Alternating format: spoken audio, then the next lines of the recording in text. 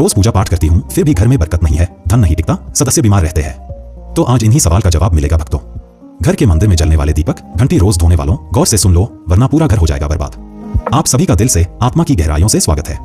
दोस्तों, जीवन में चाहे कितनी भी मुश्किलें क्यों न आए, एक चीज कभी मत भूलिए, पूजा मंदिर में रखी घंटी, देवी देवताओं की मूर्तियां और जलते दीपक के साथ कुछ गलतियां ऐसी होती हैं जो अगर हो गईं तो किस्मत का पहिया उल्टा घूमने लगता है।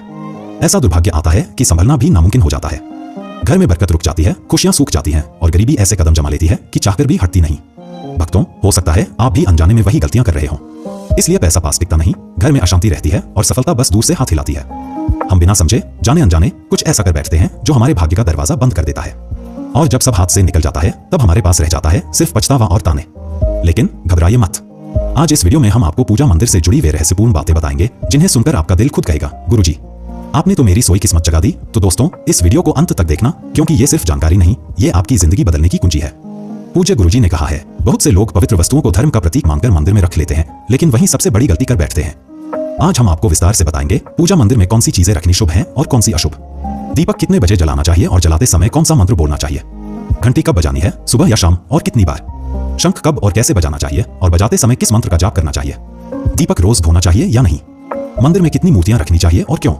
ये 7-8 बातें छोटी लग सकती हैं, लेकिन इनका असर आपकी किस्मत पर सीधा पड़ता है। भक्तों, इस तरह की जानकारी आपको कहीं और नहीं मिलेगी, चाहे आप लाखों करोड़ों खर्च कर दें। हम अपने मन से कोई कहानी नहीं गढ़ते, ये सब ज्ञान है ज्योतिष शास्त्र, धर्मशास्त्र और ऋषिमुनियों की वाणी से लिया हुआ, जिसे हम आपके लिए आसान भाषा में लेकर आते हैं। और हाँ, एक भक्त ने हमसे पूछा था, गुरुजी, मैं रोज पूजा करता हूँ लेकिन फल क्यों नहीं मिलता, उल्टा नुकसान ही हो जाता है। इस वीडियो में मैं आपको इस रहस्य का भी जवाब दूंगा। दोस्तों देखिए, हमारा काम है आपको सच्ची और सही सलाह देना। हम आपको जब भी कुछ बताते हैं वो आपके भले के लिए होता है। अब इसे मानना या ना मानना ये पूरी तरह आपकी मर्जी है, लेकिन भक्तों, एक बात दिल पर हाथ रखकर कहेंगे, अगर मान लोगे तो आपका बेड़ा पार हो जाएगा। इस वीडियो को अंत तक देखने के बाद आपको किसी भी तरह की परेशानी का सामना नहीं करना पड़ेगा।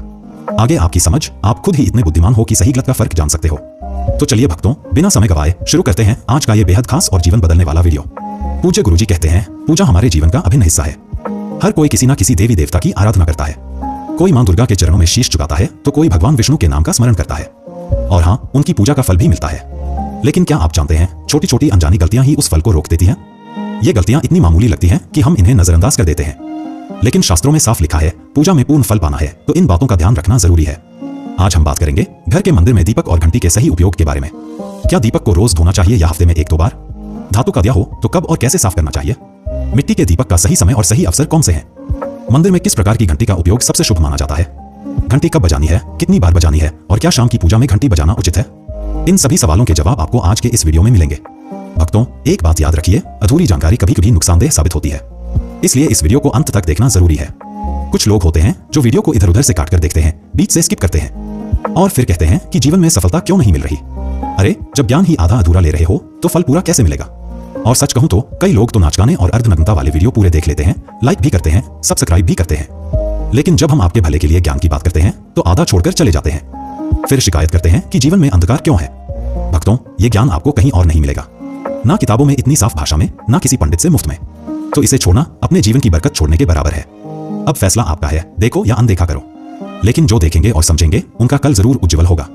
तो चलिए भक्तों, बिना और सफाई दिए शुरू करते हैं आज का यह पवित्र और जीवन परिवर्तनकारी सफर। भक्तों, सबसे पहले बात करते हैं मिट्टी के दिए की। यह साधारण सा दिखने वाला दिया वास्तव में शुभता और पवित्रता का प्रतीक है। दिवाली हो, कोई धार्मिक पर्व हो या फिर कोई बड़ा अनुष्ठान, मिट्टी का दिया जलाने का अपना ही महत्व है। घर के मंदिर में या दरवाजे के पास जब इसे जलाया जाता है तो ऐसा लगता है मानो लक्ष्मी माता खुद आपके आंगन में प्रवेश कर रही हो। लेकिन भक्तों, ध्यान दीजिए, जब यह दिया मंदिर में रखा जाता है तो इसके नियम बदल जाते हैं। मिट्टी का दिया एक बार जलाने के बाद दोबारा मंदिर में नहीं रखना चाहिए। हर बार नया मिट्टी का दिया ही उपयोग करना शुभ माना गया है। ऐसा करने से वास्तु दोष दूर रहता है और घर में बरकत बनी रहती है। अब आगे इस वीडियो में हम जानेंगे मंदिर की घंटी से जुड़े हुए रहस्य जो शायद आपको पहले कभी नहीं बताए गए। तो भक्तों, वीडियो को अंत तक जरूर देखिएगा। और हाँ, एक छोटी सी विनती, अगर अभी तक आपने J24 हिंदी वॉइस को सब्सक्राइब नहीं किया है तो कर लीजिए और वीडियो को एक प्यारा सा लाइक जरूर दीजिए। साथ ही अपनी राशि या शुभ नाम कमेंट में जरूर लिखें, क्योंकि हम समय समय पर राशि से जुड़े भाग्य और परेशानियों को दूर करने के अचूक उपाय बताते हैं।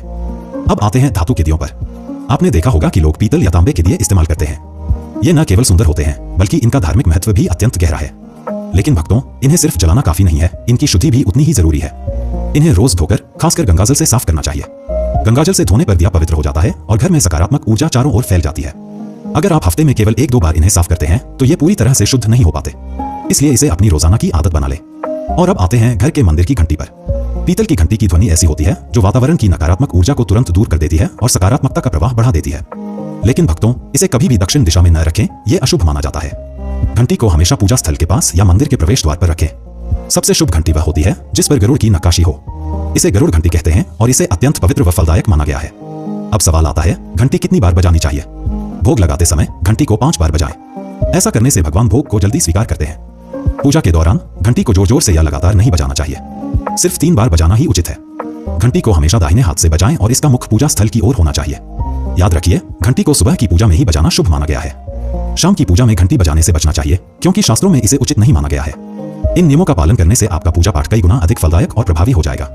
भक्तों, ये बातें छोटी लग सकती हैं, लेकिन इनका असर आपकी किस्मत पर गहरा पड़ता है। भक्तों, एक और बहुत ही महत्वपूर्ण बात जो अक्सर लोग नजरअंदाज कर देते हैं, जब भी आप किसी मंदिर जाएं, खासकर घर के बाहर वाले मंदिर में, तो मंदिर में प्रवेश करते समय ही घंटी बजाएं। मंदिर से बाहर निकलते समय घंटी बजाने की कोई आवश्यकता नहीं होती। जब आप घंटी बजाते हैं तो यह सिर्फ आवाज नहीं होती, यह भगवान को दिया गया संकेत होता है, प्रभु मैं आपके द्वार पर आ चुका हूँ, आपकी शरण में हूँ। एक बार घंटी बजाने का मतलब है कि आपने भगवान के दरबार में प्रवेश कर लिया है और पूजा आरंभ कर रहे हैं। 2 बार घंटी बजाने का अर्थ है कि आप अपनी प्रार्थना, अपने मन की बात सीधे भगवान के समक्ष रख रहे हैं। अब भक्तों, हम आपको कुछ ऐसी बातें बताने जा रहे हैं जिन्हें शायद आपको कोई ना बताए, इसलिए इन बातों को ध्यान से सुनिए क्योंकि ये आपके पूजा पाठ को और भी अधिक फलदायी बना सकती है। लेकिन उससे पहले, अगर आपने अभी